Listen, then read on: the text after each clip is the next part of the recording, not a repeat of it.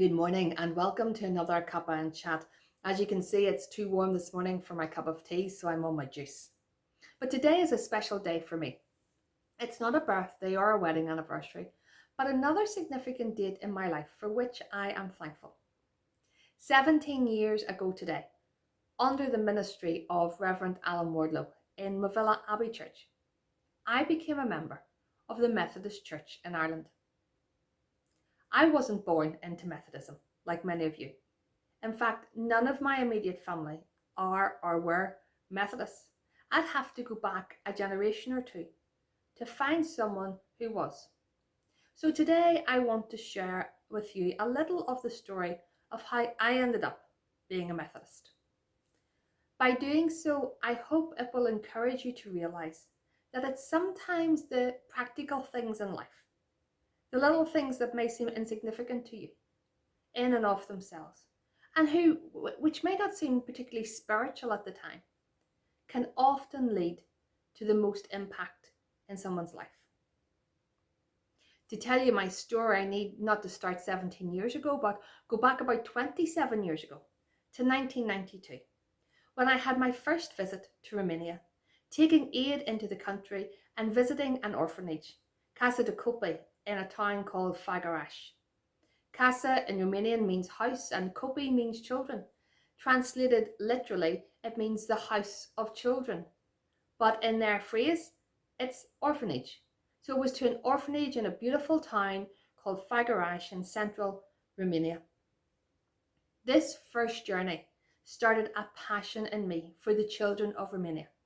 And I spent the next 7 years travelling back and forth to Romania. Some of it during my Easter holidays, some of it in the summer holidays, and for the last 2 years of it, working full-time for a UK charity, which worked out to Romania. By March 1999, not only was Romania in the headlines, but the plight of Kosovo refugees took centre stage in most of the newspapers, and the atrocities that were happening in Kosovo were making headline news throughout the world. It was the most obvious thing in the world to me at that stage, that we here in Northern Ireland had to help some way. And the church that I was involved in at that stage had a large warehouse facility. So I sent out letters to all the other churches in Newtownards, probably about 40 of them in total, and asked for volunteers to come and help sort out with the donations that I was receiving on a daily basis. It was one of those tasks that you started and thought was a good idea, but suddenly the response from those around us was huge. And so every day I had clothes and medical things and food to sort out. But from all the churches in the town that helped, the church from which the most steady stream of willing helpers came was Mavilla Abbey. These people spent day after day, evening after evening, sorting through second-hand clothes, toiletries, and other essential medical supplies, preparing them to be sent to those who needed it the most in Kosovo. A few months after this, my marriage broke down, and I was left on my own with my young son, who was then 3 years old. Hard to believe, he's now 24. And I found it impossible to go back into the church I had been part of because of the circumstances of the breakdown of my marriage. And so I found myself alone and without a spiritual home, which was really difficult. It was in that moment that the folks who had come to help, who had become my friends, stepped in. There was one lady in particular, she was called Heather, who really took me under her wing. She lovingly suggested that I come to her church and be with her people, those people that I had got to know, but who didn't necessarily know all the details of my story.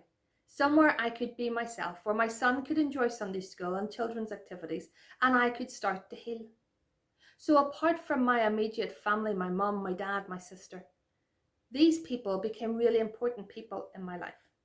So I thought I'd try it for a while until I got myself sorted out and see where I was meant to be and where I was supposed to go.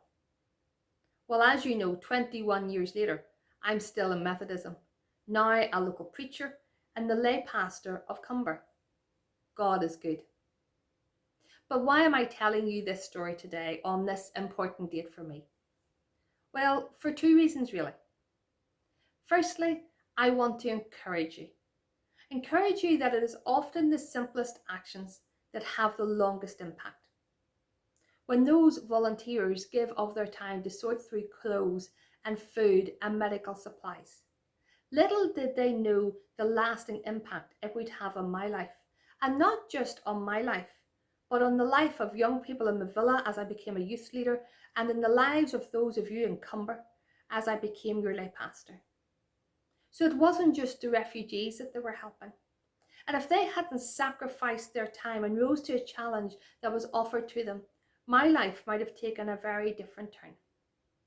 I'm eternally grateful to those folks from the villa who helped out, not just because of what they did for Kosovo, but those who helped me navigate a dark and difficult journey, who sat with me when things were tough, and gave my son and I space to have fun and enjoy worship and fellowship in a safe surrounding.